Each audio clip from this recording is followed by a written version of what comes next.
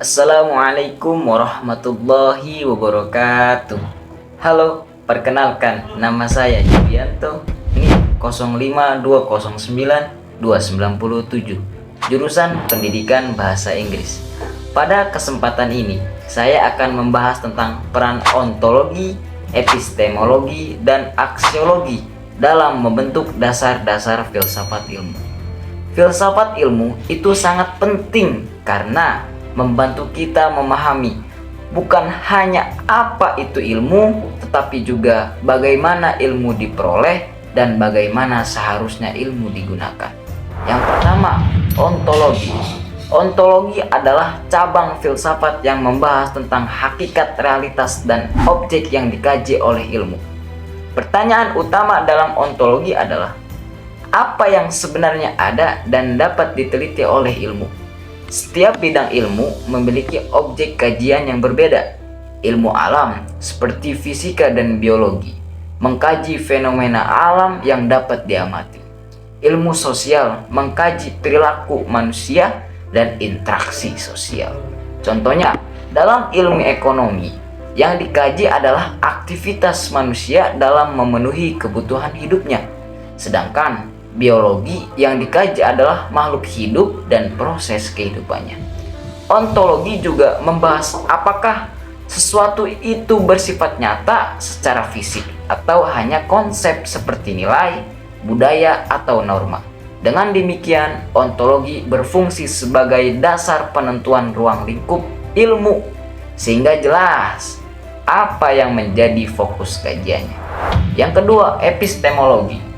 Epistemologi adalah cabang filsafat yang membahas tentang cara memperoleh pengetahuan dan bagaimana kebenaran itu diuji. Pertanyaan utama epistemologi adalah bagaimana kita mengetahui sesuatu itu benar.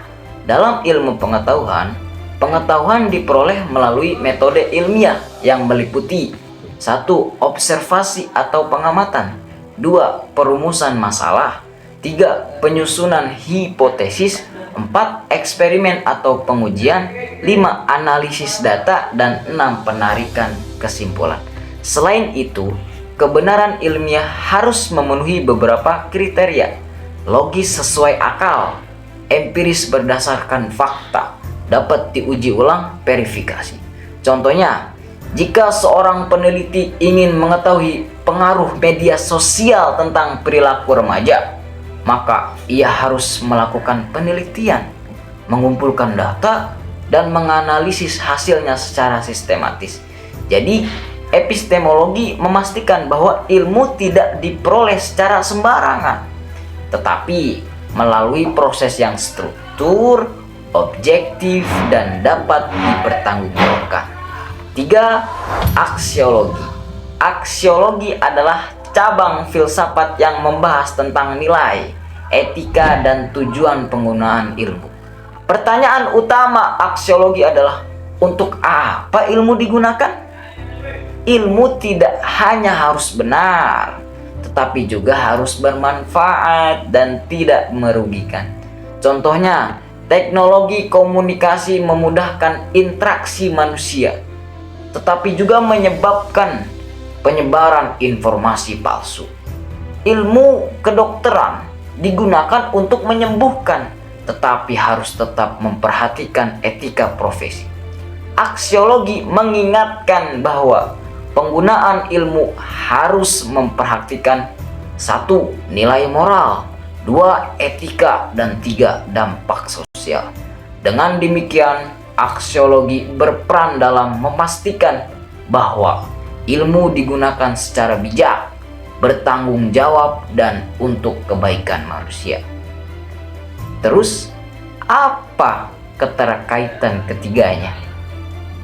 Ontologi, epistemologi, dan aksiologi merupakan 3 pilar utama dalam filsafat ilmu yang saling berkaitan. Hubungannya dapat dijelaskan sebagai berikut. Ontologi menentukan apa yang dipelajari. Epistemologi menentukan bagaimana cara mempelajarinya.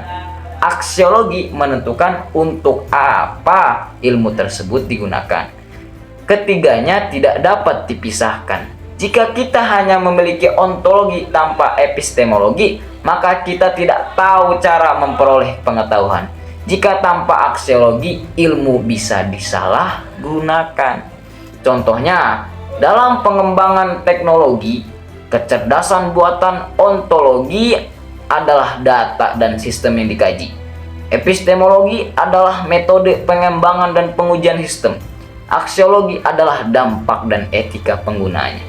Jadi, ketiganya membentuk satu kesatuan yang menjadi pondasi utama dalam memahami dan mengembangkan ilmu pengetahuan secara utuh.